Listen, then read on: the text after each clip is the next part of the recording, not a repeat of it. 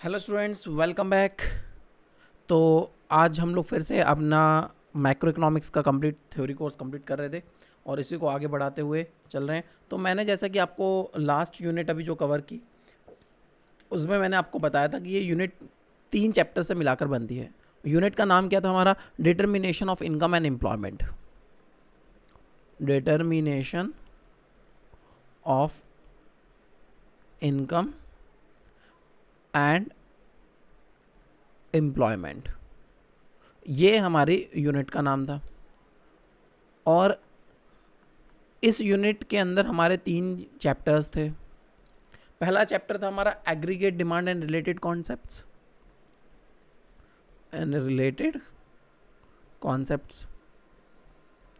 दूसरा जो यूनिट है वो दूसरा जो चैप्टर है वो है इनकम डिटर्मिनेशन एंड मल्टीप्लायर। और तीसरा जो इसके बाद आएगा वो आएगा excess demand and deficit demand. तो फिलहाल इसको हम लोग पूरी तरह से ख़त्म कर चुके हैं।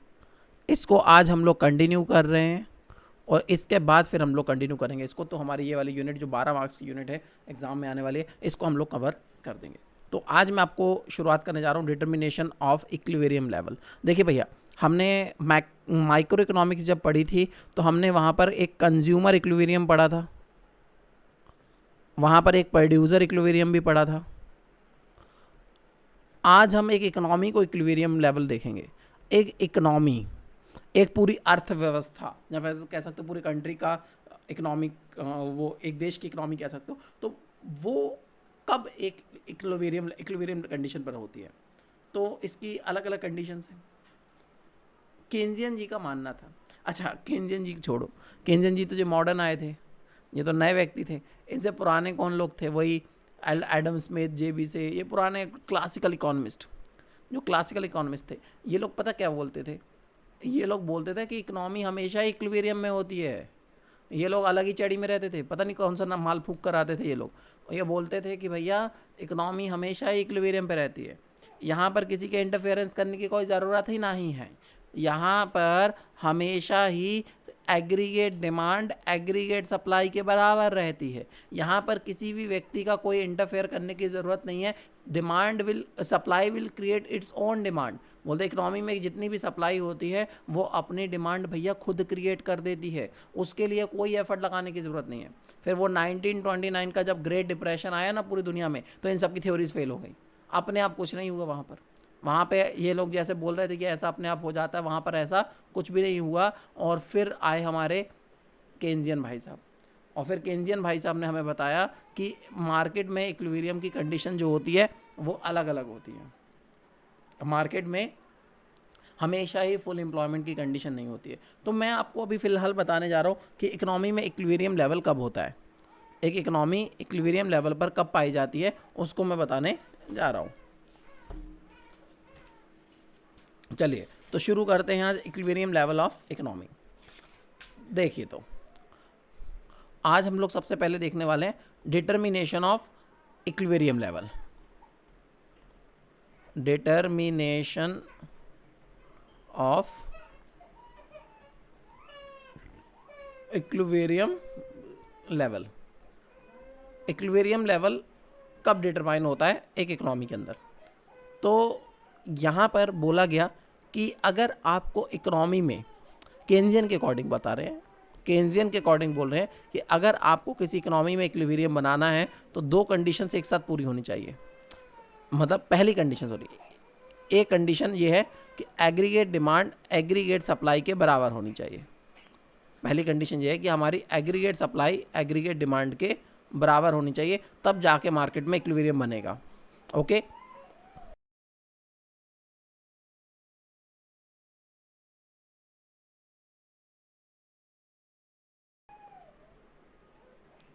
तो मार्केट में इक्विलिब्रियम लेवल कब होगा? मार्केट में इक्विलिब्रियम लेवल तब होगा जब एग्रीगेट डिमांड एग्रीगेट सप्लाई के बराबर होगी। सही बात है। जब एग्रीगेट डिमांड एग्रीगेट, मतलब कि ऐसा है कि मार्केट में ख़रीदने के लिए 100 लोग खड़े हुए हैं, मार्केट में 100 लोग खड़े हुए हैं मान लीजिए अनियन खरीदने के लिए, और हर व्यक्ति को 1-1 केजी चाहिए, तो मार्केट में 100 केजी ऑनियन की डिमांड है, और मार्केट में बेचने वाले भी 100 केजी के ही हैं। जो सप्लाई है मार्केट में वो भी 100 केजी की है। तो ये कंडीशन मार्केट में इक्विलिब्रियम लेवल की कंडीशन बन जाएगी। लेकिन समस्या क्या होगी, अगर मार्केट में डिमांड 110 केजी की हो जाए और सप्लाई 100 केजी की हो जाए तो एग्रीगेट डिमांड ग्रेटर हो जाएगी एग्रीगेट सप्लाई से, तो इस कंडीशन में भी इक्विलिब्रियम नहीं बन पाएगा। अगर ऐसा हो जाए मार्केट में खड़े हैं 100 लोग खरीदने के लिए, सप्लाई आ जाए 150 केजी की, तो यहाँ पर एग्रीगेट डिमांड लेस देन हो जाएगा एग्रीगेट सप्लाई के, तो यहाँ पर भी इक्विलिब्रियम नहीं बन पाएगा। तो हमें तो क्या चाहिए, जितना मार्केट में डिमांड है उतना ही मार्केट में सप्लाई होना चाहिए। जब ये दोनों कंडीशन एक साथ, जब ये कंडीशन पूरी होगी, ये दोनों एक साथ बराबर होंगे, तब जाकर क्या होगा, मार्केट में इक्विलिब्रियम आएगा। चलिए अब थोड़ा सा और आगे बढ़ते हैं। तो पहली कंडीशन तो हमने देख ली, पहली कंडीशन हमने देखी एग्रीगेट डिमांड किसके बराबर होनी चाहिए, एग्रीगेट सप्लाई के। अच्छा ज़रा इस पे फोकस करते हैं। एग्रीगेट डिमांड शायद पिछले चैप्टर में स्टार्टिंग में ही हमने देखा था। एग्रीगेट डिमांड किसके बराबर होती है, कंजप्शन प्लस इन्वेस्टमेंट के। हाँ सर, आपने पिछले चैप्टर में बताया था aggregate demand is equal to consumption plus investment. इसमें क्या प्रॉब्लम है, इसमें कोई प्रॉब्लम नहीं है। तो फिर आगे बढ़ते हैं। जब aggregate demand consumption plus investment के बराबर है और एग्रीगेट सप्लाई, सर याद नहीं आ रहा है सर, अरे मेरे मूर्ख बच्चों, aggregate supply consumption plus saving, aggregate supply किसके बराबर था, कंजप्शन प्लस सेविंग के। ये भी दोनों चीज़ें देखी थी, ये दोनों ही पिछले चैप्टर में हम लोग कवर कर चुके हैं। लास्ट चैप्टर जिन्होंने नहीं देखा वो रिकॉर्डिंग देख सकते हैं। तो aggregate demand consumption plus investment के बराबर होता है और aggregate supply consumption plus saving के बराबर होती है। तो हम ऐसा भी तो लिख सकते हैं, इसी बात को ऐसे भी तो लिखा जा सकता है, consumption plus investment equal to consumption plus saving. हाँ बिल्कुल सर, कैसी बात कर रहे हो, चाहे कान ऐसे पकड़ो चाहे ऐसे पकड़ो, बात तो वही है। Consumption plus investment equal to aggregate demand, consumption plus saving equal to aggregate supply, तो ये दोनों बराबर होंगे। हाँ बिल्कुल बराबर होंगे। तो एक स्टेज और आगे ले जाते हैं, कंजप्शन से कंजप्शन कट गया, बचा क्या, investment equal to saving. Oh wow, ऐसा भी है। हाँ बेटा, मार्केट में इक्विलिब्रियम दो तरीके से बन सकता है। एक और कंडीशन निकल कर आ गई यहाँ पर इक्विलिब्रियम बनने की। पहली कंडीशन तो ये थी एग्रीगेट डिमांड एग्रीगेट सप्लाई के बराबर होना चाहिए, बिल्कुल परफेक्ट कंडीशन थी। दूसरी कंडीशन इन्वेस्टमेंट सप्लाई के बराबर हो सकता है, ये वाली भी कंडीशन से इक्विलिब्रियम बन सकता है। और ये कैसे ड्राइव हुआ तो वो तो मैंने आपको बता ही दिया। तो भैया हम लोग तो दोनों कंडीशन से हम क्या बना सकते हैं, इक्विलिब्रियम बना सकते हैं। इसलिए इक्विलिब्रियम बनाने के दो अप्रोचेज होते हैं, इसलिए इक्विलिब्रियम बनाने के टू अप्रोचेज होते हैं, two approaches of for determination of equilibrium level. Equilibrium level को डिटरमाइन करने के लिए दो अप्रोचेज होते हैं। एक अप्रोच होता है आपका aggregate demand aggregate supply approach, aggregate demand equal to aggregate supply वाला अप्रोच, और एक होता है आपका saving equal to investment approach. तो हमें एक एक करके इन दोनों अप्रोचेस को पढ़ना है इक्विलिब्रियम को फाइंड करने के लिए। इन दोनों तरीके से हम इस चैप्टर में इक्विलिब्रियम बनाना सीखते हैं। तो यहाँ तक आपको अभी तक की कंडीशन समझ में आ गई जो मैंने अभी तक आपको समझाया है। तो अब हम शुरुआत करते हैं कहाँ से। पहला अप्रोच जो हम लोग स्टडी कर रहे हैं वो कर रहे हैं एग्रीगेट डिमांड एग्रीगेट सप्लाई वाला अप्रोच। तो देखते हैं। अभी तक मैंने आपको बताया दो अप्रोचेज हैं डिटर्मिनेशन ऑफ इक्विलिब्रियम लेवल, एक aggregate demand aggregate supply approach ADS approach, दूसरा saving investment approach SI approach. बात शुरुआत कर रहे हैं। अच्छा, कुछ एजम्पशन है। Determination of equilibrium output is to be studied in a context of two sector model. It means that it is assumed that there is no government interference and no foreign sector. मतलब यहाँ पर जो हम equilibrium बना रहे हैं वो पहली बात तो पहले से ही हमने शुरुआत से लेकर चला था कि हम टू सेक्टर इकोनॉमी लेकर चलेंगे। एक हाउस होल्ड सेक्टर है हमारे पास और एक फर्म सेक्टर है। फर्स्ट चैप्टर से हम ये लेके चल रहे हैं। ना तो हमने गवर्नमेंट को इन्वॉल्व किया है अपनी इकोनॉमी के अंदर, ना हमने फॉरेन सेक्टर को इन्वॉल्व किया है। तो हमारा इक्विलिब्रियम कैसे बनता है, हाउस फर्म किसके बराबर, हाउस होल्ड के बराबर, फर्म और हाउस होल्ड, इन दो अप्रोचेस को लेकर चल रहे हैं। इसी के वजह से तो हमारा एग्रीगेट डिमांड किसके बराबर आया था, कंजप्शन प्लस इन्वेस्टमेंट के। नहीं तो हमारा एक चीज़ और आ जाती इसमें, कंजप्शन हाउस होल्ड का था, ये आई जहाँ पे जी भी आता और यहाँ पे एक्स माइनस एम भी आता एग्रीगेट डिमांड। लेकिन हमने बोला था हम टू सेक्टर इकोनॉमी लेकर चल रहे हैं, इसलिए हमारा सी प्लस आई एग्रीगेट डिमांड के बराबर था। तो पहला एजम्पशन यही है कि इकोनॉमी हमारी जो है वो टू सेक्टर मॉडल पर है। इकोनॉमी जो है हमारी वो 2 सेक्टर मॉडल पर है, हम 2 सेक्टर इकोनॉमी देख रहे हैं। It is assume that investment expenditure is autonomous. यहाँ पर हमने एक चीज़ और एज्यूम की, इन्वेस्टमेंट क्या है, ऑटोनॉमस है, वो फिक्स्ड है, वो चेंज नहीं हो रहा है। Price level is assume remain constant, बाकी मार्केट में हर चीज़ क्या है, उनकी कीमतें बराबर है, उनमें कोई चेंजेस नहीं आ रहे हैं। और equilibrium is to be determine in the context of short run. और यहाँ पर जो इक्विलिब्रियम हम बना रहे हैं वो कैसा बना रहे हैं, शॉर्ट रन पे, मतलब लॉन्ग रन वाला इक्विलिब्रियम अभी नहीं बन रहा है, यहाँ पे सिर्फ शॉर्ट रन का इक्विलिब्रियम हम लोग बना रहे हैं। तो पहला अप्रोच आपके सामने aggregate supply aggregate demand approach.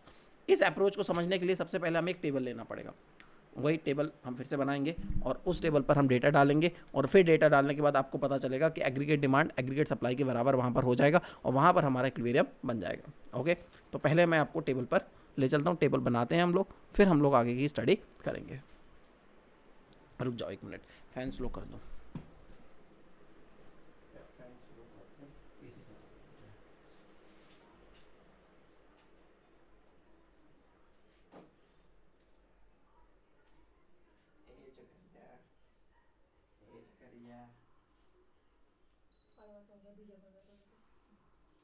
बिल्कुल नहीं अच्छा लगता है, पेट के लिए बहुत अच्छा रहेगा, तुम खाओ तो हमारे पेट के लिए ठीक है जैसा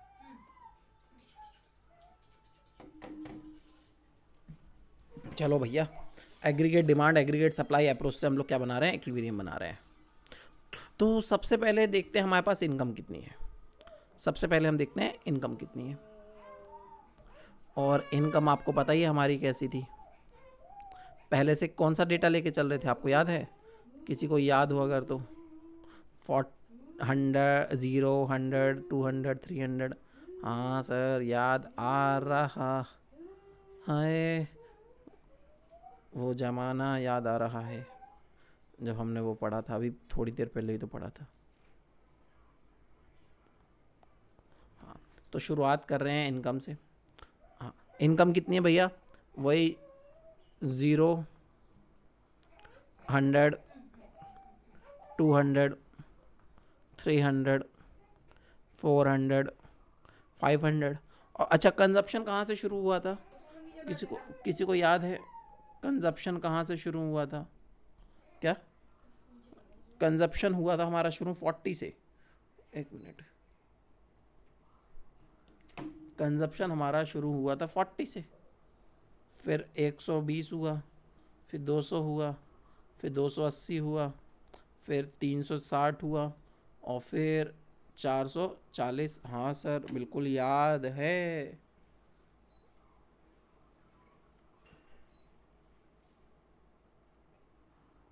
ये काम नहीं कर रहा है, जाम हो गया वो। तो कंजप्शन देख लिया था। अच्छा, तो अब हम लोग क्या देखेंगे? कंजप्शन देख लिया, तो इनकम में से कंजप्शन माइनस करो, क्या निकलेगी सर? सेविंग। वाह बेटा, हैवी ड्राइवर हो रहे हो। अच्छा, सेविंग -40 -20 0 20 40 60। अरे वाह। अब हमें क्या चाहिए? इन्वेस्टमेंट। और इन्वेस्टमेंट तो हमने क्या रखा था, बताओ बताओ? ऑटोनॉमस फिक्स था हमारा इन्वेस्टमेंट। कितना फिक्स कर दिया था हमने? पहले ही चैप्टर में फिक्स कर दिया था 40 40 40 40। तो हमने बोला था ठीक है भैया, इन्वेस्टमेंट को 40 ही रहने दो। हाँ, तो अब आपके पास ये सारी चीज़ें आ चुकी हैं, तो मैं आपसे पूछूं कि भैया बताओ एग्रीगेट डिमांड का फॉर्मूला क्या होता है? तो आप बोलोगे सर कंजप्शन प्लस इन्वेस्टमेंट। मैं बोलूँगा बहुत होशियार हो गए हो, बिल्कुल यही फॉर्मूला है।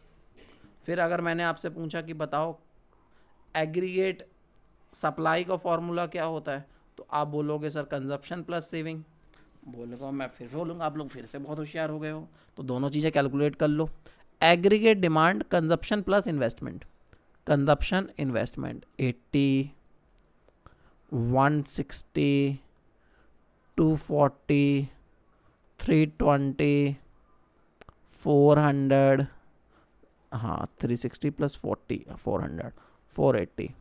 अच्छा ठीक है, अब फिर से पूछा जाए कि एग्रीगेट सप्लाई बताओ, कंजप्शन प्लस नहीं कंजप्शन प्लस सेविंग 0 100 200 300 400, 500, वो तो जोड़ने की ज़रूरत वैसे भी नहीं थी, aggregate supply equal to income वैसे ही रहता है, ये तो हमें पता है पीछे से ही।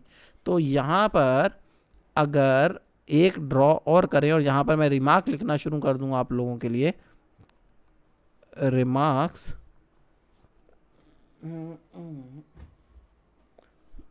और रिमार्क्स में आपको यहाँ पर रिमार्क्स में आपको पता चलेगा कि पहली कंडीशन में aggregate demand greater than aggregate supply, दूसरी कंडीशन में aggregate demand aggregate supply, aggregate demand is greater than aggregate supply, तीसरी कंडीशन में aggregate demand greater than aggregate supply. बराबर बराबर भैया, बराबर बराबर, aggregate demand equal to aggregate supply, और आगे की कंडीशन क्या है, aggregate demand is less than aggregate supply. तो यहाँ पर ये वाला हिस्सा जो आपको दिख रहा है, ध्यान से देखेंगे इस हिस्से को, यहाँ पर देखिए, नहीं, ये हिस्सा वाला, ये वाली लाइन क्या रिप्रेजेंट कर रही है इस जगह पर, एग्रीगेट डिमांड बराबर है भैया एग्रीगेट सप्लाई के।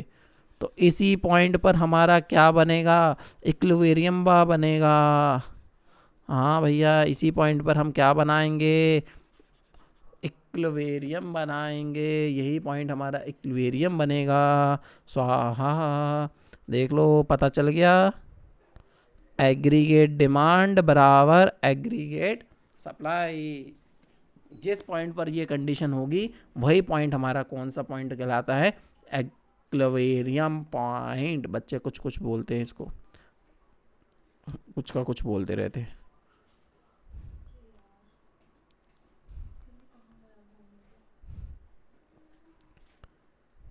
तो यहाँ ये हमने वाई एक्सिस एक्स एक्सिस दोनों ही ड्रॉ कर लिए हैं। ये हमारा वाई एक्सिस है, ये क्या हो गया, ये हमारा वाई एक्सिस है, ये हमारा एक्स एक्सिस है। यहाँ पर हम नीचे क्या ले रहे हैं, तीन चीज़ें हैं भैया नीचे, यही इनकम है, पीछे बताया था, यही किसके बराबर होगा, आउटपुट के बराबर होगा, और जितना आउटपुट होगा उतना ही इकोनॉमी में क्या होगा, एम्प्लॉयमेंट होगा। तो ये तीनों चीज़ें बराबर रहती हैं, इनकम, आउटपुट और एम्प्लॉयमेंट, एक ही थाली के चट्टे बट्टे। अच्छा, इस साइड हमने क्या लिया है, एग्रीगेट डिमांड, इस जगह पर मैंने ली है आपके लिए एग्रीगेट डिमांड। हाँ, तो अब एग्रीगेट डिमांड क्या हो रही है, धीरे धीरे बढ़ेगी, एग्रीगेट डिमांड को धीरे धीरे बढ़ाना है, और फिर क्या करना है, अरे भाई शेप आ जा, शेप ही नहीं आ रही, हैंग कर रही है ये आज। ओ भाई लैपटॉप हैंग काहे कर रहे हो, कौन सा माल फूक कर आए हो भाई, ये लगता कोई माल फूका है आज लैपटॉप ने। हाँ, तो ये हमारी कर्व कौन सी कर्व जा रही है, 45 डिग्री कर्व। कौन सी कर्व होती है ये, कोई बताएगा कि 45 डिग्री, और बढ़ जा और बढ़ जा, बस बस बस, इतना ऊपर नहीं, थोड़ा सा टेढ़ा हो गया, कोई बात नहीं, मान लेना कि यही इक्विलिब्रियम, यही सप्लाई कर्व है। ये हमारी कौन सी कर्व है, इसी को हम लोग इनकम कर्व बोलते हैं, और इसी को एग्रीगेट सप्लाई कर्व भी बोलते हैं। हाँ भैया, अच्छा याद करो थोड़ा सा वो बहका बहका सा ज़माना जो पीछे पढ़ाया था, हमारा कंजप्शन यहाँ से शुरू होता है, और कंजप्शन में इन्वेस्टमेंट नीचे जो फिक्स रहती है वो इन्वेस्टमेंट रहती है, और कंजप्शन इन्वेस्टमेंट प्लस कर दें तो क्या बनती है हमारी, एग्रीगेट सप्लाई बनती है। हाँ सर याद है। तो एग्रीगेट डिमांड, एग्रीगेट डिमांड को बनाने जा रहे हैं, और ये रही हमारी एग्रीगेट डिमांड कर्व। वाह सर क्या बात है, बिल्कुल यही हमारी क्या है, एग्रीगेट डिमांड कर्व है। ये एग्रीगेट डिमांड किसके बराबर होती है, ये एग्रीगेट डिमांड बराबर होती है कंजप्शन प्लस इन्वेस्टमेंट के। तो ये दोनों को मिलाकर बनाई गई कर्व है, और ये वो हिस्सा है जहाँ पर ये पॉइंट दोनों ही एक दूसरे के बराबर हो रहे हैं। यहाँ पर भाइयों और भक्तजनों आपको समझ में आ गया होगा कि इस पॉइंट पर दोनों ही चीज़ें बराबर हो रही हैं। तो जब इतनी इनकम, इतना एम्प्लॉयमेंट होगा इकोनॉमी के अंदर, देखो जो समझाने की कोशिश की जा रही है भाइयों और बहनों, जब इकोनॉमी में इतनी इनकम होगी, इतना एम्प्लॉयमेंट होगा, इतना आउटपुट होगा इकोनॉमी के अंदर, तब एग्रीगेट डिमांड और एग्रीगेट सप्लाई दोनों बराबर रहेंगे। इस पॉइंट पर एग्रीगेट डिमांड बराबर रहेगा एग्रीगेट सप्लाई के। तो जब एग्रीगेट डिमांड एग्रीगेट सप्लाई के बराबर रहता है तब जाकर इकोनॉमी में क्या बनता है, इक्विलिब्रियम बनता है। इसी पॉइंट को हम लोग नाम देंगे ई। यही पॉइंट कौन सा नाम होगा, ई point. That's all for my side bro. Yes, तो हमारा इक्विलिब्रियम बन गया बेटा। बिल्कुल सर, बिल्कुल आपने इक्विलिब्रियम बना दिया। बस यही था हमारा aggregate demand aggregate supply approach. देखो, aggregate demand comprises of two components. First is consumption expenditure, जो कि डायरेक्टली इनकम से डिपेंडेंट होता है। दूसरा इन्वेस्टमेंट एक्सपेंडिचर, जो हमने बोला है कि इंडिपेंडेंट है, उसमें कोई फ़र्क नहीं पड़ रहा। तो ये मैंने फिर आपको टेबल बनाकर दिखाई। मैंने एम्प्लॉयमेंट नहीं बताया आपको, सिर्फ इनकम बताई। इनकम जब 0 से 100, 200, 300, 400, 500, 600 हुई तो कंजप्शन इतना इतना इतना इतना। जब कंजप्शन 360 हुआ तो इन्वेस्टमेंट हमारा ऑटोनोमस था 40। तो टोटल मिलाकर एग्रीगेट डिमांड कितनी हो गई, 400। फिर उसी टाइम पर जब मैंने आपको बताया कि सप्लाई किसके बराबर होती है, कंजप्शन प्लस सेविंग। तो जब कंजप्शन 360 का था, इनकम 400 की थी, तो सेविंग किसके बराबर थी, 40 के बराबर। तो सेविंग और प्लस कंजप्शन दोनों प्लस किए तो ये भी 400 के बराबर आ गया। तो इन दोनों को जब ये बराबर थे तो इन्होंने क्या बना दी, एग्रीगेट सप्लाई कर्व बना दी। और ये देखो वही कर्व है जो मैंने अभी आपके सामने पेश की थी। समझ गए होंगे सब बच्चे। तो इस लेवल ऑफ इनकम पर, जो इनकम लेवल है, इस वाले इनकम पर या इस वाले आउटपुट पर या इस वाले एम्प्लॉयमेंट पर देश में क्या बनेगा, इक्विलिब्रियम बनेगा। तो ये था aggregate demand aggregate supply approach. अब दूसरा अप्रोच हमारा इसी से जस्ट मिलता जुलता अप्रोच है, सप्लाई इन्वेस्टमेंट अप्रोच। अरे भाई, मैंने एक बार बता तो दिया कि ये सप्लाई और सेविंग इन्वेस्टमेंट कहाँ से निकल कर आ रही है। ये सेविंग और इन्वेस्टमेंट दोनों ही कहाँ से निकल कर आई हैं, एग्रीगेट डिमांड और एग्रीगेट सप्लाई से। अभी तो बताया, एग्रीगेट डिमांड बराबर होता है कंजप्शन प्लस इन्वेस्टमेंट के, और ये बराबर होता है कंजप्शन प्लस सेविंग के। तो यहाँ पर जब कंजप्शन और कंजप्शन को काट दिया एक साथ तो क्या बचा, इन्वेस्टमेंट सेविंग या सेविंग इन्वेस्टमेंट अप्रोच। बस इसी के तहत हमारा इक्विलिब्रियम बन जाएगा। तो दोनों ही चीज़ें जब बराबर होंगी तो इक्विलिब्रियम बन जाएगा। तो अब इसी को फिर से इक्विलिब्रियम बनाने की कोशिश करेंगे। तो इसके लिए फिर से हम लोग टेबल लेंगे और फिर से हम लोग आगे कैलकुलेट करेंगे। आखिर तुम्हें आना है, चलिए।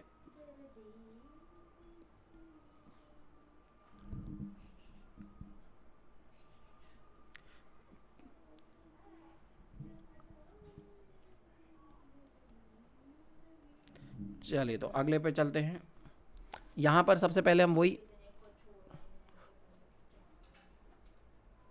हम इनकम लेंगे, फिर हम वही कंजप्शन लेंगे। इनकम को वाई और कंजप्शन को सी के साथ डिनोट कर देते हैं। फिर आएगी हमारी सेविंग इन्वेस्टमेंट, वो बाद में देखेंगे। अच्छा, इन्वेस्टमेंट तो वैसे भी हमारा ऑटोनोमस से बाद में देखने की ज़रूरत क्या है। और सेविंग तो हम निकाल ही लेंगे इनकम में से कंजप्शन को माइनस करके।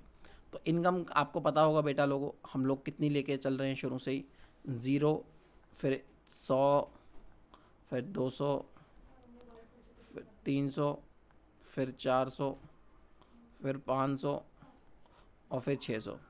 ठीक है, ओके। जब इनकम 0 थी, बताओ, तो कंजप्शन कितना था, 40। बच्चों को याद ही हो गया होगा। 120, 200, 280, 360, 440, 520। अरे वाह सर, आपको तो रटे गए। इन्वेस्टमेंट हमारा फिक्स है 40 40 40 40 40 40 40 40 40 40 40 40 40 40। सेविंग कैसे निकलती है, इनकम में से कंजप्शन को माइनस करो, -40, -20, 0, 20, 40, 60, 80। बस अब हमें देखना है एग्रीगेट डिमांड यानी सेविंग इन्वेस्टमेंट में जब बराबर होंगी। यहाँ पर investment is greater than saving, investment is greater than saving, investment is greater than saving, investment is greater than saving. ओह वाह, वो कंडीशन आ गई आखिर जिसका मुझे था इंतज़ार। Investment equal to saving. अगला पॉइंट क्या है, investment is less than saving, investment is less than saving. तो यहाँ पर जो हमें चाहिए था कि इन्वेस्टमेंट किसके बराबर रहे, सेविंग के बराबर है, वो पॉइंट यहाँ पर 400 के लेवल पर आ गई। अच्छा, यहाँ पर किस लेवल पर आई थी भैया, 400 के लेवल पर ही आई थी। यहाँ पर भी आप देख सकते थे, इसी टेबल से भी मैं बता सकता था इन्वेस्टमेंट सेविंग कहाँ पर बराबर है, इसी पॉइंट पर बराबर है। जिस पॉइंट पर एग्रीगेट डिमांड एग्रीगेट सप्लाई बराबर है, उसी पॉइंट पर सेविंग इन्वेस्टमेंट भी बराबर होगा, उसमें कौन सी नई बात हो गई। उसी पॉइंट पर ये दोनों भी बराबर रहेंगे, वही बात यहाँ पर आ गई। लीजिए, हमारा इक्विलिब्रियम यहीं से बन जाएगा। अब इसको बनाने के लिए हमें दो कर्व बनानी पड़ेंगी, मतलब थोड़ा सा टेबल तो छोटा था, ग्राफ थोड़ा बड़ा करना पड़ेगा।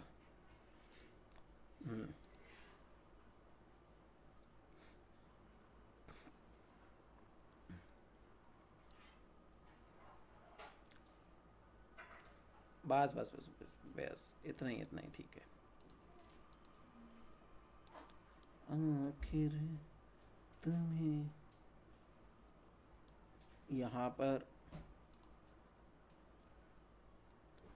लीजिए, मैं दो ग्राफ एक साथ बनाने की कोशिश कर रही हूँ, मतलब मैं आपको पहले वाले के साथ इसको जोड़कर दिखाने की कोशिश करूँगा, मतलब कि एग्रीगेट डिमांड सप्लाई अप्रोच को सेविंग इन्वेस्टमेंट वाले अप्रोच से दिखा के दोनों को एक साथ बनाना शुरू करेंगे। देखने के आपको मिलेगा कि दोनों ही जगह पर इक्विलिब्रियम एक ही लेवल पर बन रहा है। अच्छा, शुरुआत में सेविंग कैसी है, अच्छा शुरुआत में सेविंग छोड़ो, इन्वेस्टमेंट तो आपको पता ही है, ये मेरा बेटा वही तीनों लेवल हैं। यहाँ पर हमने क्या लिया हुआ है, इनकम, आउटपुट और एम्प्लॉयमेंट। ये एक्स एक्सिस है, ये वाई एक्सिस है। यहाँ पर भी वही है, इनकम, आउटपुट, एम्प्लॉयमेंट। अच्छा, इस जगह पर हमने लिया था एग्रीगेट डिमांड, इस जगह पर हम ले रहे हैं सेविंग और इन्वेस्टमेंट, इस जगह पर हम ले रहे हैं इस बार सेविंग और इन्वेस्टमेंट वाई एक्सिस पर, एक्स एक्सिस पर वही है। तो बात शुरू होती है से इन्वेस्टमेंट से। इन्वेस्टमेंट कितनी है भाई लोगों, हमारी फिक्स है 40, चाहे कोई भी इनकम हो, इन्वेस्टमेंट हमारी बराबर चल रही है, इन्वेस्टमेंट हमारी पैरेलल टू एक्स एक्सिस रहेगी। क्यों, क्योंकि वो तो हर बार बराबर ही है, उसमें तो कोई चेंजेस नहीं है, तो उसको तो हम ऐसे ही ड्रॉ कर देंगे। ये कौन सी कर्व है हमारी भैया, ये हमारी इन्वेस्टमेंट नाम की कर्व है, इसको हम लोग इन्वेस्टमेंट बोल देंगे, ठीक है। अच्छा, लेकिन सेविंग तो हमारी माइनस से शुरू हुई थी ना, -40 फिर -20 फिर 0, तो ऐसे करते करते सेविंग कर्व तो नीचे से शुरू हो रही है। थोड़ा सा और लाइन को बड़ा कर लें, क्या कर लिया जा सकता है। ओहो,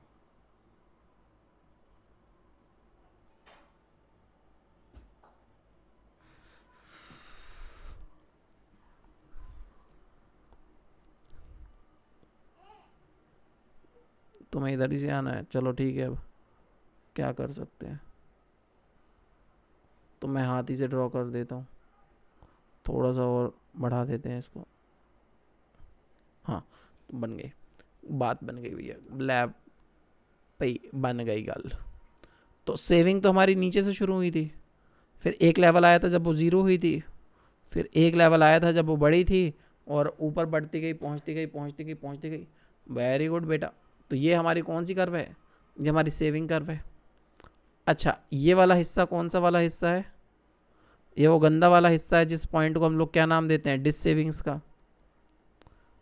ये वाला वो पॉइंट है जब सेविंग किसके बराबर है, equal to 0। Break even point वाली कंडीशन है जब सेविंग किसके बराबर है, 0।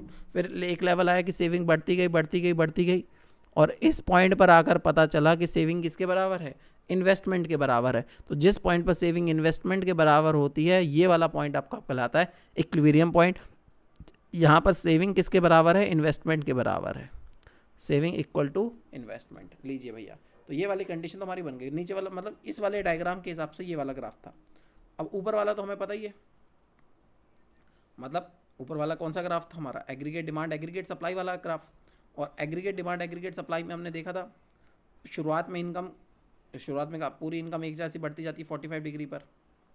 अरे भैया इतना नहीं बढ़ना है, बराबर रहना है, नीचे तक रहो थोड़ा 45 डिग्री, ठीक है।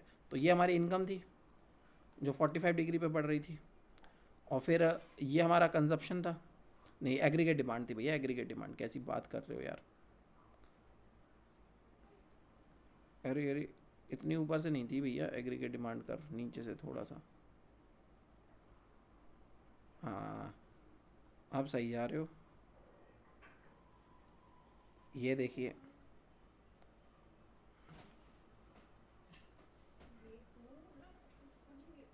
लीजिए, बन गया। बिल्कुल सर, हाँ, ये वाला अप्रोच पहले वाला अप्रोच था। ये एग्रीगेट सप्लाई थी जो इनकम के बराबर थी, एग्रीगेट डिमांड थी जो कंजप्शन प्लस इन्वेस्टमेंट के बराबर था। और यहाँ पर इक्विलिब्रियम इस पॉइंट पे बन रहा था, यहाँ पर इक्विलिब्रियम इस पॉइंट पे बन रहा था। अब इसी पॉइंट को मैं देखता हूँ कि मैं बराबर पे ला पाया हूँ कि नहीं ला पाया हूँ। ये पॉइंट था जहाँ पर इनकम किसके बराबर, ये इक्विलिब्रियम कंडीशन थी, एग्रीगेट डिमांड एग्रीगेट सप्लाई वाली। और यही वो कंडीशन है जहाँ पर देखो इसी सेम लेवल पर, अरे यार ये कभी कभी टेक्नोलॉजी नुकसान पहुँचा देती है। छूट गया, देखो, हाँ, एकदम सेम लेवल पर सर इक्विलिब्रियम बना है। जिस लेवल पर वहाँ पर इक्विलिब्रियम था उसी लेवल पर यहाँ पर भी इक्विलिब्रियम बना है, उसी लेवल ऑफ इनकम पर। जिस लेवल ऑफ इनकम एम्प्लॉयमेंट और आउटपुट लेवल पर पहले इक्विलिब्रियम बना था, उसी इनकम एम्प्लॉयमेंट और आउटपुट लेवल पर अब इक्विलिब्रियम बना है। ये डायग्राम को डॉटेड कर, ये लाइन को डॉटेड कर देते थोड़ा सा, ताकि आपको सिर्फ लगे कि हमने सिर्फ दिखाने के लिए इसको बनाया गया है, बाकी इसका कोई रोल नहीं था। यहाँ से लेके यहाँ तक आपको ये समझ में आ गया कि जिस पॉइंट पर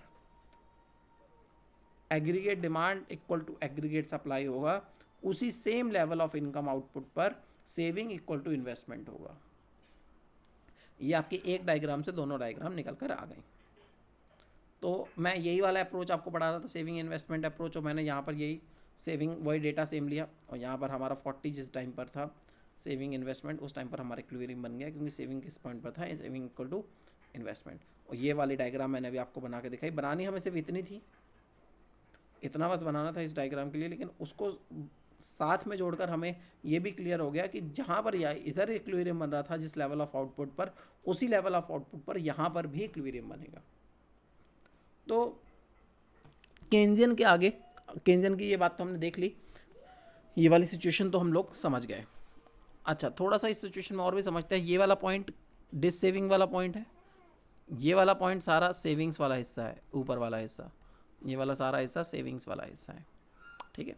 अब केन्जियन के अकॉर्डिंग, और बाकी इकोनॉमिस्ट क्या बोलते थे कि मार्केट में इक्विलिब्रियम तो हमेशा ही रहता है, मार्केट हमेशा ही फुल एम्प्लॉयमेंट के इक्विलिब्रियम पे रहता है। पुराने इकोनॉमिस्ट लोग ये बोलते थे, मार्केट में कभी भी ऐसी सिचुएशन होती नहीं है कि मार्केट कभी डिस्टर्ब हो, और अगर होता भी है तो ऑटोमेटिकली अपने आप वो इक्विलिब्रियम पर आ जाता है। ये बाकी लोगों का कहना था, बाकी लोग मानते थे, पुराने इकोनॉमिस्ट कहते थे कि मार्केट में कभी अगर डिसइक्विलिब्रियम की कंडीशन होती है तो वो ऑटोमेटिकली एडजस्ट हो जाती है, उसमें किसी को भी इंटरफेयर करने की ज़रूरत नहीं पड़ती। मतलब गवर्नमेंट का तो इंटरफेरेंस बिल्कुल चाहिए ही चाहिए नहीं, बिल्कुल भी इंटरफेरेंस नहीं चाहिए सरकार का, बिल्कुल। हाँ, बात बिल्कुल उन लोगों की बात उस ज़माने तक सही रही। फिर 1929 के बाद वो जब फेल हो गए तो फिर एक केन्जियन आया, और केन्जियन ने बोला नहीं बेटा, इक्विलिब्रियम लेवल 3 लेवल पर होता है।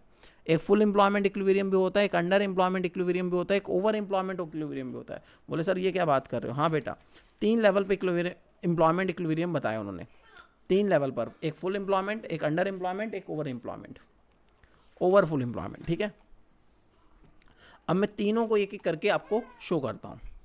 सबसे पहला है फुल एम्प्लॉयमेंट इक्विलिब्रियम, सबसे पहली कंडीशन है फुल एम्प्लॉयमेंट। ये वही वाला इक्विलिब्रियम कंडीशन था जो अभी मैंने आपको दिखाया, जिस पॉइंट पर एग्रीगेट डिमांड एग्रीगेट सप्लाई के बराबर होती है, जिस पॉइंट पर एग्रीगेट डिमांड एग्रीगेट सप्लाई के बराबर होती है, जिस पॉइंट पर, यही वो पॉइंट है AD इक्वल टू AS।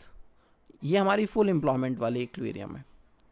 मतलब ऐसा कह सकते हो 100 यूनिट का आउटपुट है मार्केट में और 100 यूनिट की डिमांड है, 100 यूनिट की सप्लाई है तो 100 यूनिट की डिमांड भी है मार्केट में।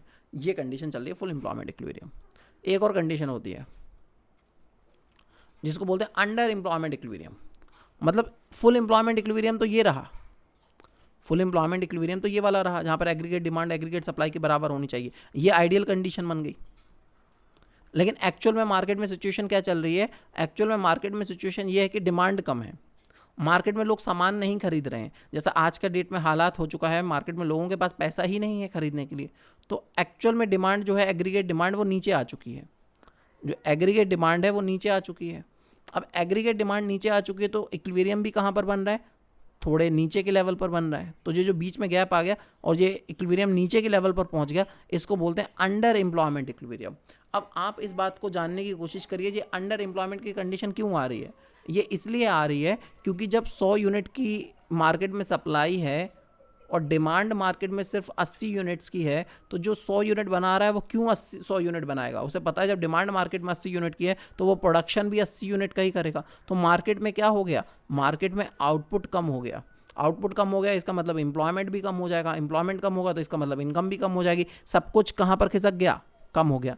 ये देखिए इस लेवल पर पहुँच गया, ओ से आउटपुट O1 पर पहुँच जाएगा। ऐसी सिचुएशन को बोलते हैं कि अंडर एम्प्लॉयमेंट इक्विलिब्रियम, जब aggregate demand less than aggregate supply. जब एग्रीगेट डिमांड एग्रीगेट सप्लाई से कम है तो क्या कर सकते हैं, इक्विलिब्रियम तो बनाना ही पड़ेगा। तो उस कंडीशन में जो इक्विलिब्रियम बनेगा वो फुल एम्प्लॉयमेंट के नीचे के लेवल पर बनेगा, इसको अंडर फुल एम्प्लॉयमेंट इक्विलिब्रियम बोलते हैं। एक कंडीशन और भी है, एक कंडीशन जहाँ पर और आती है कि एक्चुअल इक्विलिब्रियम तो जहाँ पर बन रहा है, लेकिन मार्केट में क्या हुआ, एकदम से बहुत सारे लोगों ने नई नई चीज़ें खरीदने की डिमांड करना शुरू कर दिया। लोगों ने मार्केट में डिमांड करना शुरू कर दिया। अब यहाँ पे फुल एम्प्लॉयमेंट तो ये था, अब वहाँ पर देखना आउटपुट कम हुआ था, यहाँ पे आउटपुट बढ़ेगा नहीं। क्यों नहीं बढ़ेगा, क्योंकि हमारे पास जितने रिसोर्सेज थे वो तो हम वैसे ही यूटिलाइज़ कर चुके हैं। जितने हमारे पास मशीनें थी, जितने मैन पावर थी, जितने रिसोर्सेज थे, उनको यूज़ करके हम मैक्सिमम इतना ही आउटपुट प्रोड्यूस कर पा रहे थे। तो फुल एम्प्लॉयमेंट तो इतना ही हुआ, एम्प्लॉयमेंट तो इससे ऊपर बढ़ नहीं पाएगा। लेकिन मार्केट में एक्चुअल में जो डिमांड है वो बहुत ऊपर जा रही है। तो ऐसी कंडीशन को बोलते हैं ओवर फुल एम्प्लॉयमेंट इक्विलिब्रियम। यहाँ पर ना तो आप आउटपुट बढ़ा सकते हो, ना तो आप आउटपुट बढ़ा पाओगे, ना आप एम्प्लॉयमेंट बढ़ा पाओगे, और ना ही आप इनकम बढ़ा पाओगे। कुछ नहीं बढ़ा पाओगे, बस डिमांड बस मार्केट में रहेगी, तो इससे इन्फ्लेशन बस बढ़ेगा। वो आगे के चैप्टर में हम लोगों को पता चलेगा। तो यहाँ तक हमने इक्विलिब्रियम जो भी था वो सब कुछ देख लिया। इक्विलिब्रियम से रिलेटेड जितने भी टॉपिक्स थे, जो भी कॉन्सेप्ट्स था, वो सब हम लोग कवर कर चुके हैं। अब एक और शानदार कॉन्सेप्ट है इस चैप्टर में, वो है इन्वेस्टमेंट मल्टीप्लायर। और यहाँ पर आपका प्रैक्टिकल क्वेश्चन आता है, यहाँ पर प्रैक्टिकल क्वेश्चन आपका एग्जाम में आता है, इन्वेस्टमेंट मल्टीप्लायर। तो भैया इन्वेस्टमेंट मल्टीप्लायर एक ऐसा कॉन्सेप्ट है जो केन्जियन ने बनाया था। मतलब केन्जियन बिलीव करते थे, केन्जियन भाई साहब बिलीव करते थे मार्केट में जितना भी आपका इनिशियल इन्वेस्टमेंट होता है ना, एग्जाम्पल के लिए आप जितना भी इन्वेस्ट करते हो या कितना भी आप इन्वेस्टमेंट में चेंज लाते हो, उससे इनकम में जो चेंज आते हैं, अच्छा पहले ये बात समझो, आप इन्वेस्टमेंट क्यों करते हो। आप स्टॉक मार्केट पे पैसा क्यों इन्वेस्ट करोगे, इनकम के लिए। आप मशीनों में पैसा क्यों इन्वेस्ट करोगे, इनकम के लिए। आप किसी बिजनेस में पैसा क्यों इन्वेस्ट करोगे, इनकम के लिए। तो सीधी बात, आप कोई भी इन्वेस्टमेंट कर रहे हो तो इन्वेस्टमेंट करने के पीछे हमारा जो मोटिव है वो क्या है, वो है हमारा इनकम कमाना। इन्वेस्टमेंट के पीछे हमारा मोटिव जो है वो है इनकम कमाना। तो केन्जियन बोलते थे कि अगर आप मार्केट में कोई इन्वेस्टमेंट में चेंजेस लाते हो, मतलब कि अगर इन्वेस्टमेंट बढ़ाते हो तो उससे इनकम लेवल जो होता है वो कई गुना ज़्यादा बढ़ जाता है। बच्चे बोले सर समझ नहीं आया, मैं आपको समझाता हूँ। मान लो आपने एक लैपटॉप ख़रीदा है, किसके लिए, कि आप एक वेबसाइट बिल्डिंग करना चाहते हो, ऐप्स बनाना चाहते हो, online digital marketing, affiliated marketing, ये सब काम करने के लिए आपने लैपटॉप ख़रीदा है। मतलब सब कुछ ऑनलाइन करने के लिए, पैसा कमाने के लिए। तो आप मुझे बताइए, लैपटॉप की कीमत अगर 50,000 रुपये है तो इन्वेस्टमेंट आपका 50,000 का हुआ, तो क्या आप सिर्फ इनकम उससे 50,000 ही कमाओगे, या इनकम आपकी 50,000 से कहीं गुना ज़्यादा होगी। एक्चुअल में जो आपकी इनकम होगी इन्वेस्टमेंट से कहीं गुना ज़्यादा होगी। तो यही बात केन्जियन ने प्रूव करके बताई कि इनिशियल इन्वेस्टमेंट में अगर आप चेंजेस करते हो तो इनकम में जो चेंजेस आते हैं वो कई टाइम्स ज़्यादा आते हैं एज इंक्रीज इन इन्वेस्टमेंट। अगर इन्वेस्टमेंट आपने 10% से बढ़ाई है तो हो सकता है इनकम आपकी 40%, 50%, 100% से बढ़ जाए। अगर आपने इन्वेस्टमेंट 10 टाइम बढ़ाया है तो इनकम आपकी 50 टाइम, 40 टाइम, 100 टाइम भी बढ़ सकती है। तो यही बात बोला गया इन्वेस्टमेंट मल्टीप्लायर के अंदर Keynesian believe that the initial increment in investment increases the final income by many time. अगर थोड़ा सा इन्वेस्टमेंट में इंक्रीज करोगे तो फाइनल इनकम आपकी बहुत गुना बढ़ जाएगी, फाइनल इनकम आपकी मैनी टाइम्स बढ़ जाएगी। तो K multiplier is the ratio of increase in national income due to the increase in investment. अब ये बात रिप्रेजेंट कैसे होगी, ये बात रिप्रेजेंट करने का तरीका जो बताया वो के से बताया, मतलब मल्टीप्लायर बोला गया, मल्टीप्लायर बोला गया जिसको डिनोट किया गया के साथ, बोला गया कि अगर आप छोटा सा इन्वेस्टमेंट बढ़ाते हो, मतलब अगर आप छोटा सा इन्वेस्टमेंट बढ़ाते हो तो उससे कहीं गुना ज़्यादा आपकी इनकम बढ़ जाती है। तो आपका फॉर्मूला जो बन जाता है के equal to change in income upon change in investment. Example के लिए अगर मेरी इनकम 100 रुपये से बढ़ रही है और नहीं, मैंने इन्वेस्टमेंट 100 रुपये से बढ़ाया और उससे इनकम मेरी 400 रुपये बढ़ गई, तो के कितना आया, के आया 4 टाइम्स। मल्टीप्लायर की वैल्यू कितनी निकल कर आई, 4 टाइम। बस यही यहाँ पर कैलकुलेट करना है कि इनिशियल इंक्रीज इन इन्वेस्टमेंट करने की वजह से इनकम में कितना इंक्रीज होगा, यही बात हम यहाँ पर देखने वाले हैं। तो एक एग्जांपल है यहाँ पर कि आपको बताना है के की वैल्यू कितनी है, चेंज इन इन्वेस्टमेंट जो किया गया है वो है 4000 और चेंज इन इनकम जो हुई है वो ही है 20000। तो आप बताइए के की वैल्यू कितनी है, 5 टाइम्स। अगर इन्वेस्टमेंट आपने 4000 का किया था और इनकम आपकी 20000 की हो गई, बढ़ गई, तो आपका मल्टीप्लायर की वैल्यू कितनी है, 5 टाइम्स आपकी इनकम बढ़ रही है। वही बात यहाँ पर हमें अब आगे देखनी है। तो एक और कॉन्सेप्ट है इसके साथ, एमपीसी का कोई रिश्ता है, मल्टीप्लायर और MPC. There exists a direct relationship between MPC and the value of multiplier. Higher the MPC, more will be the value of multiplier and vice versa. जितना ज़्यादा मार्केट में मार्जिनल प्रोपेंसिटी टू कंज्यूम होगा उतनी ही ज़्यादा market में multiplier की value होगी। अब ये बात आप ऐसे भी समझ सकते हो कि जितना ज़्यादा आप कंजप्शन करोगे, इनकम बढ़ने से जितना ज़्यादा आप कंजप्शन करोगे उतना ही ज़्यादा सामने वाले के लिए डिमांड क्रिएट होगी। जितनी ज़्यादा डिमांड होगी सामने वाले का प्रोडक्ट उतना ही ज़्यादा बिकेगा, उतना ही ज़्यादा वहाँ पर इनकम जनरेट होगी। तो मार्जिनल प्रोपेंसिटी टू कंज्यूम का एक डायरेक्ट रिश्ता स्टैब्लिश करता है मल्टीप्लायर की वैल्यू के साथ, उतनी ही ज़्यादा इनकम जनरेट होती है। इस बात को हम कैसे देखेंगे, इस बात को हम एल्जेब्रिकली एक्सप्रेस करने की कोशिश करते हैं, यहाँ पर नहीं, यहाँ पर एक्सप्रेस करते हैं कि थोड़ा सा इनकम कंजप्शन की वजह से, मार्जिनल प्रोपेंसिटी टू कंज्यूम की वजह से मल्टीप्लायर में क्या चेंजेस आते हैं। देखिए यहाँ पर तो हमें पता है इनकम किसके बराबर होती है, कंजप्शन प्लस इन्वेस्टमेंट के।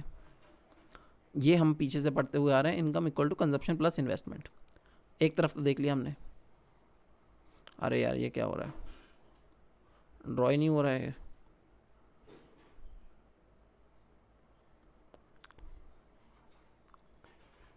हाँ अब सही रहा, ये भी सही है। हमें पता है कि इनकम का जो टोटल होता है, इनकम का जो टोटल होता है, कुछ वो कंजप्शन में जाता है और कुछ वो इन्वेस्टमेंट में जाता है, ये तो ठीक है।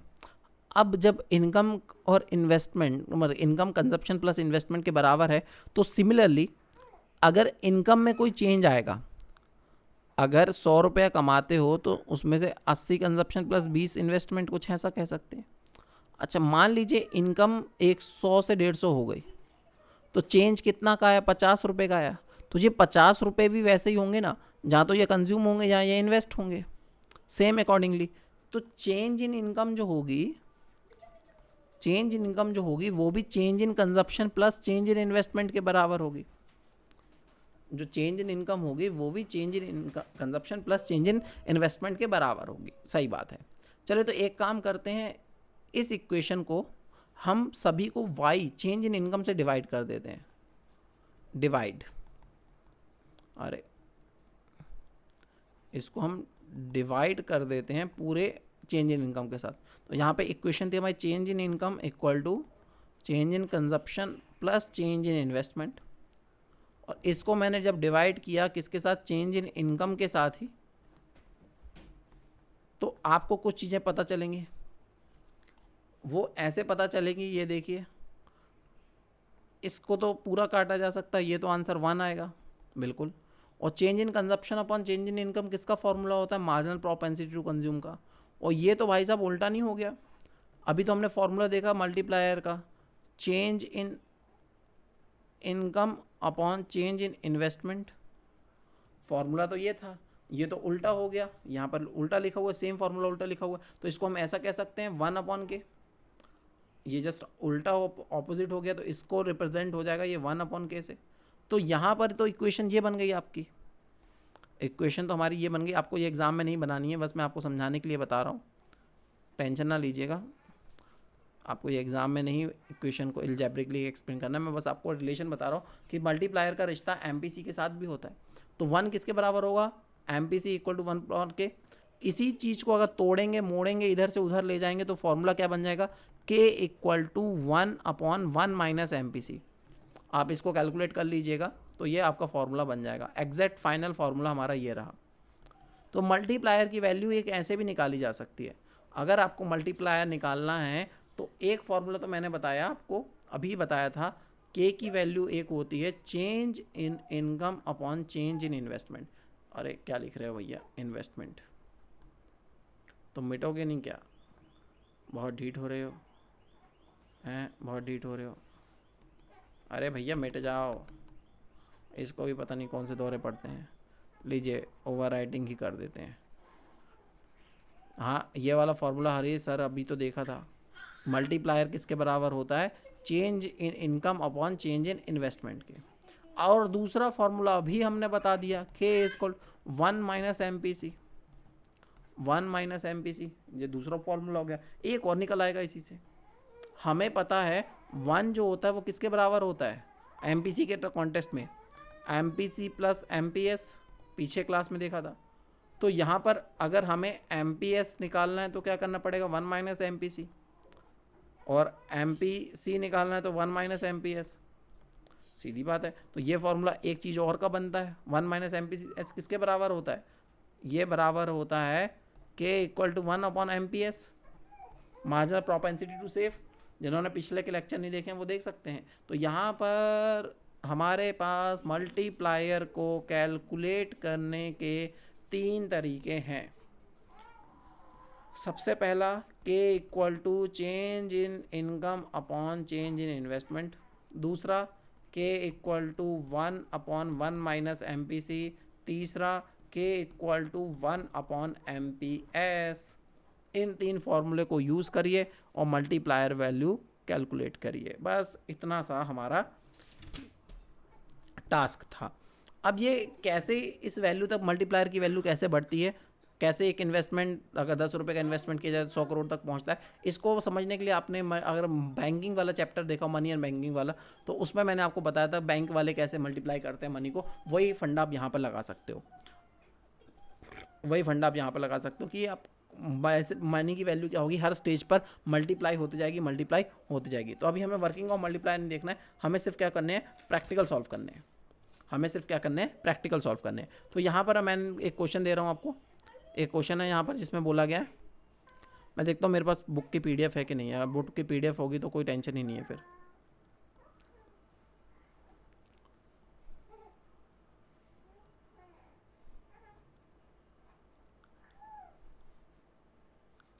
कल्ला कल्ला करते न तो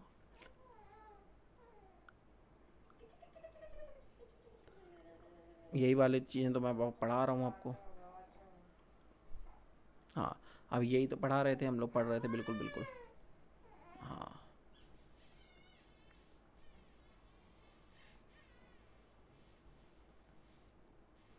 यस, तो हमने डिटर्मिनेशन ऑफ इनकम इक्विलिब्रियम पढ़ लिया कि डिटर्मिनेशन ऑफ इक्विलिब्रियम लेवल कैसे निकाला जाता है वो हम लोगों ने देख लिया। अरे भैया इतना कहाँ जा रहे हो, ये टच अच्छे से काम क्यों नहीं कर रही इसकी आज। हाँ सही है। और ये दोनों अप्रोच पढ़ लिए। अप्रोचेस पढ़ने के बाद हमने ये टेबल भी देख ली, टेबल देखने के बाद ये डायग्राम भी देख ली, डायग्राम ये वाला डायग्राम भी देख लिया। उसके बाद हमने इक्विलिब्रियम लेवल भी देख लिए, तीनों लेवल ऑफ इक्विलिब्रियम देख लिया, अंडरफुल। और फिर हमने जो पढ़ना था वो क्या पढ़ना था, वो था मल्टीप्लायर का कॉन्सेप्ट, और ये भी हमने पढ़ लिया। और इसमें हमने अलजेब्रिकली भी ये हमने कर लिया कि कैसे होता है। इस चीज़ को आप ऐसे भी कैलकुलेट कर सकते हो, अल्टरनेट वे कैलकुलेट करके देख लीजिएगा, आपको पता चल जाएगा। फिलहाल हमें वो नहीं करना है, हमारे तीनों फार्मूले सामने आ गए थे और तीनों फार्मूले हमने देख लिए। और अब हम ले चलते हैं आपको कहाँ पे,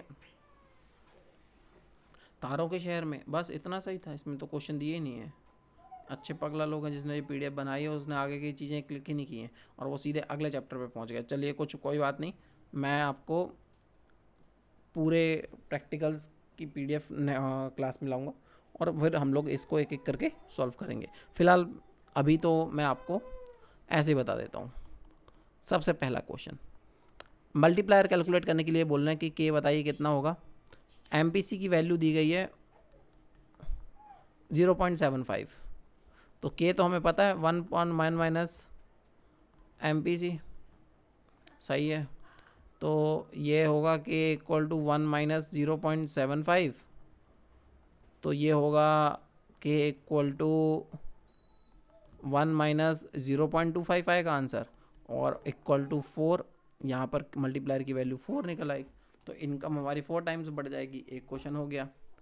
दूसरा क्वेश्चन बोला गया है कि बताइए, आप बताइए, if in an economy income is generated 4 time an increase in investment, मतलब जितनी इन्वेस्टमेंट में चेंज लाते हो इनकम उससे 4 टाइम ज़्यादा हो जाती है।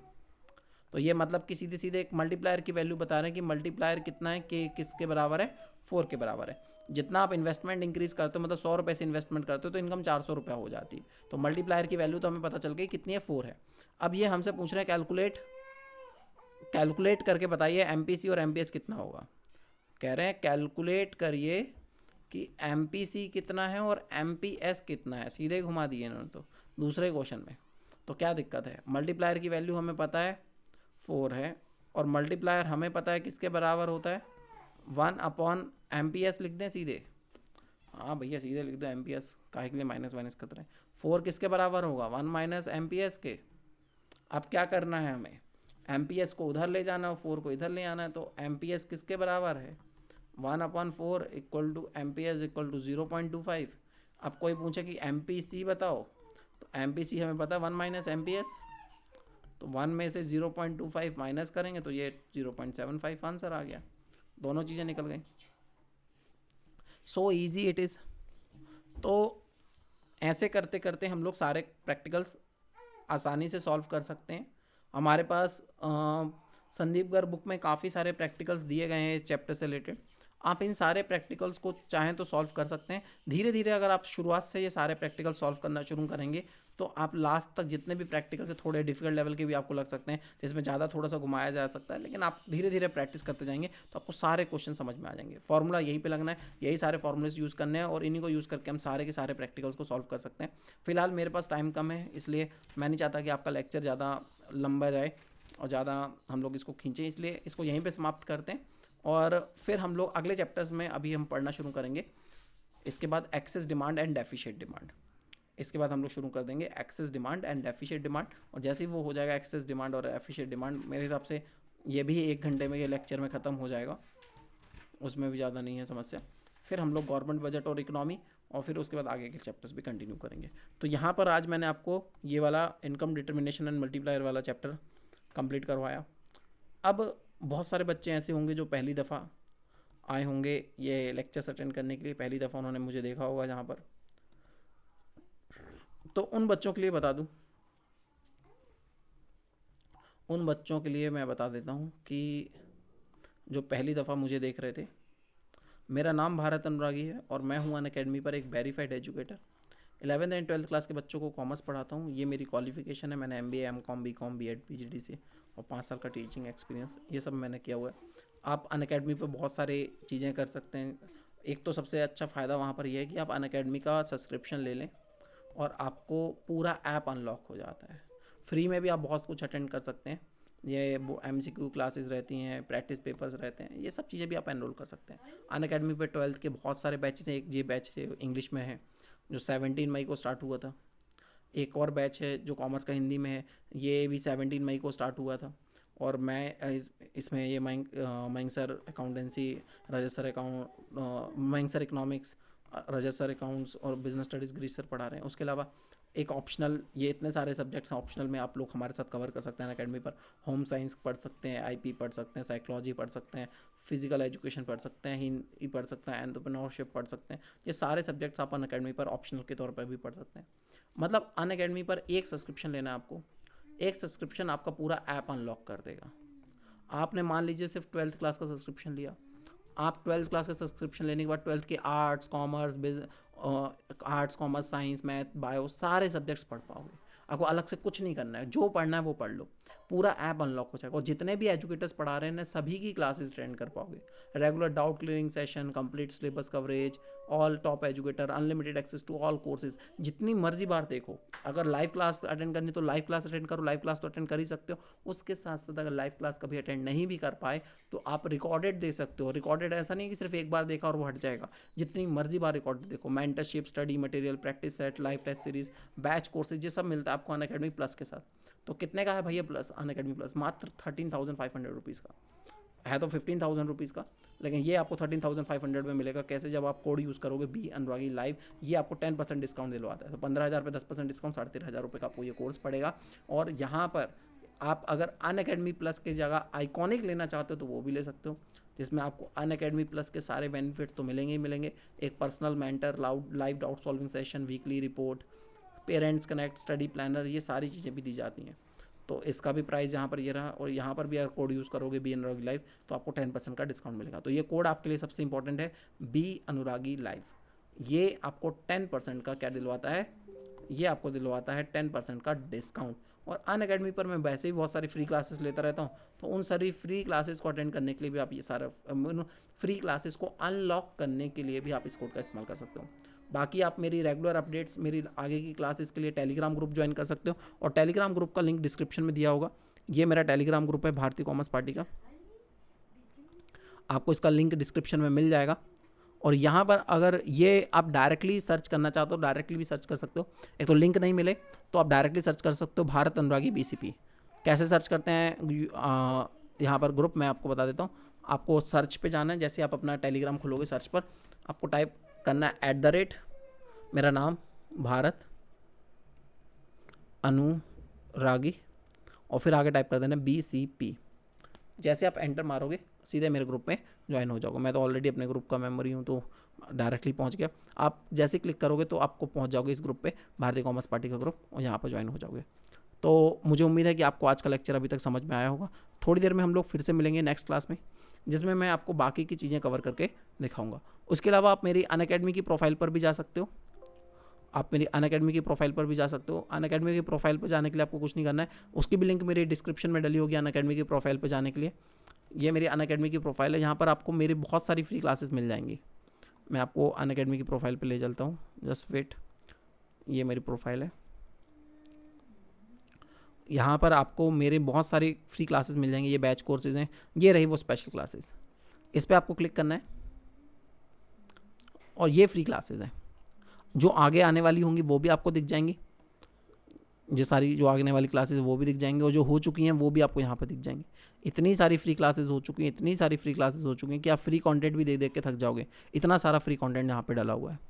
तो आपको क्या करना है, आपको ये फ्री क्लासेस अटेंड कर सकते हो मेरी, और उन फ्री क्लासेस को अनलॉक करने के लिए भी आपको यही कोड यूज़ करना है। कौन सा वाला? बी अनुरागी लाइव। ठीक है बेटा, तो मिलते हैं हम लोग नेक्स्ट क्लास में। तब तक के लिए thank you so much, bye bye, take care.